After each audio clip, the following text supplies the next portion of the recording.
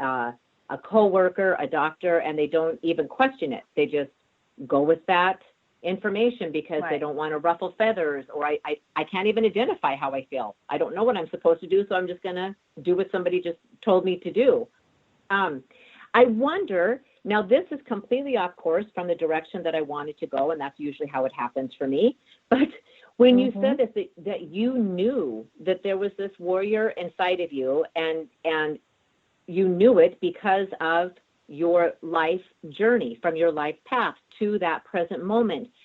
Do you think, I mean, this is just your philosophical belief, do you think that all of the things that happened in your life, you know, whether we would say that this was a, in air quotes, good thing or bad thing, that led you to that moment to be able to really tap into, either like, I'm being challenged here, I don't like being told what to do, and there was just this backlog of that built this warrior woman in you, that you were able to say to this, because for some people, standing up to the medical profession is authority, and they won't question it. They will just say, okay, I'll do what you tell me to do. And even though they're sitting there in that room shrinking when they're fishing for answers on CBD and what happened with that, and not even addressing this life-changing diagnosis that was given in absolutely the most most horrible way ever given. The words I want to use are just not coming to my mind. So do you think that everything that happened through the past that got you to that moment, that all of that was such a beautiful blessing, even though it never felt like a blessing as we're going through it? I think it had prepared me for it. Yeah. I definitely feel like the journey beforehand had prepared me for where I was, or where I was going. Learning the coaching tools I learned with Mary Morrissey, which I learned 3 years before, up to my journey, and just challenges in life. They've all been teachers for me. And I'm grateful today. I'm very grateful for all the teachings, because they brought me through what could have been an what do you call it? A really bad experience. Exactly. Thank you. The Danish part of me here. No, it's, I think, you know, it's been amazing to have this toolbox with me to go through this journey, because it could really have been a bad journey, which a lot of people consider it being. But for me, there were so many blessings in it. So many blessings. I was sent home to my family in Denmark, where I lived in the States for 22 years at the time. And I was sent home, which is my other home, in Denmark for 9 months for treatment. I thought I was going to go for 3 months, to be honest. I thought I was just going to go over, get operated, and back home to my kids over here and my dog, but and boyfriend. But that was not the case. And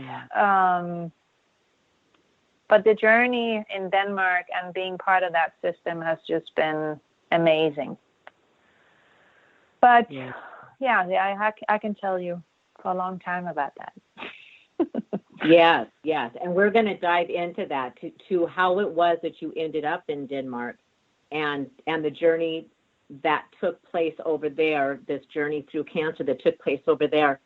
So when you connected with the other doctor, you decided, I'm not going to work with this man who had so abruptly spewed out information, and you chose this other woman. How did you find this other woman?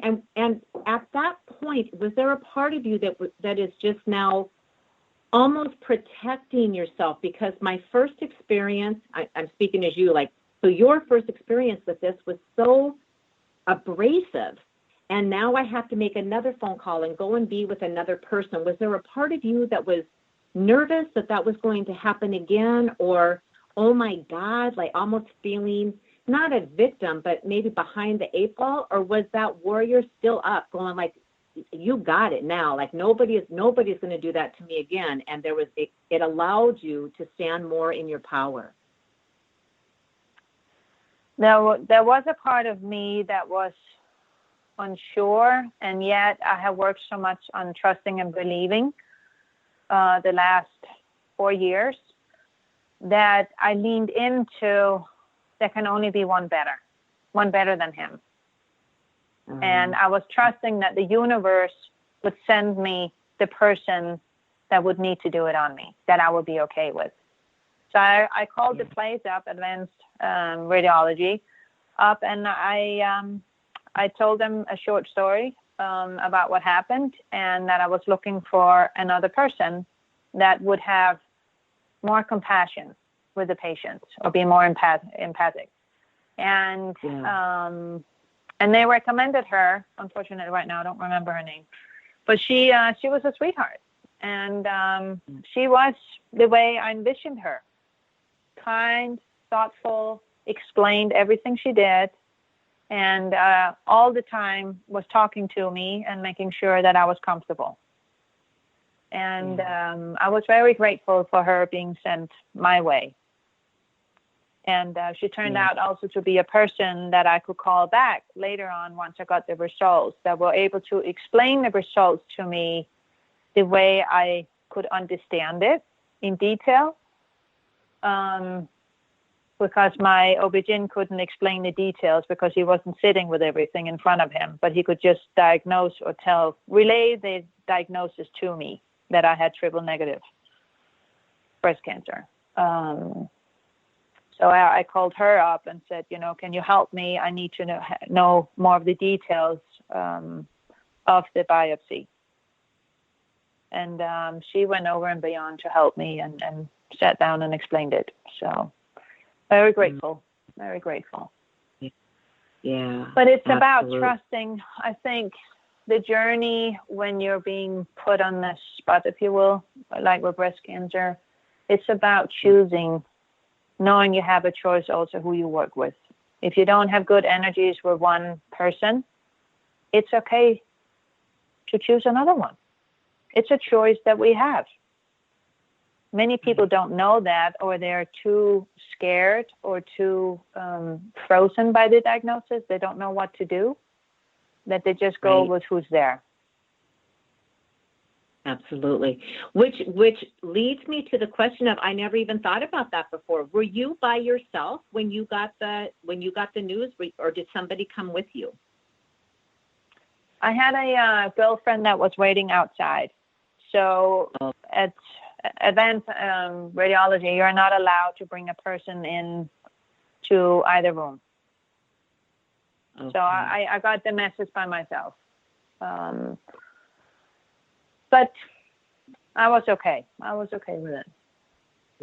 Yeah. Pernille, there are so many other things that I want to talk to you about and ask you about. And so we're going to start taking this in for a soft landing because I've got about 100 other questions that I want to ask you about your journey into Denmark and what treatment options you chose and how it is you even ended up in Denmark. And I'm wondering, because we're going to run out of time on this show, I'm wondering if you would be willing to come back next week and continue this conversation with me so we can understand the rest of your journey. I think I need to have you on the show for about, 2 weeks straight, because there is so much in this, and I know we are just barely touching the surface.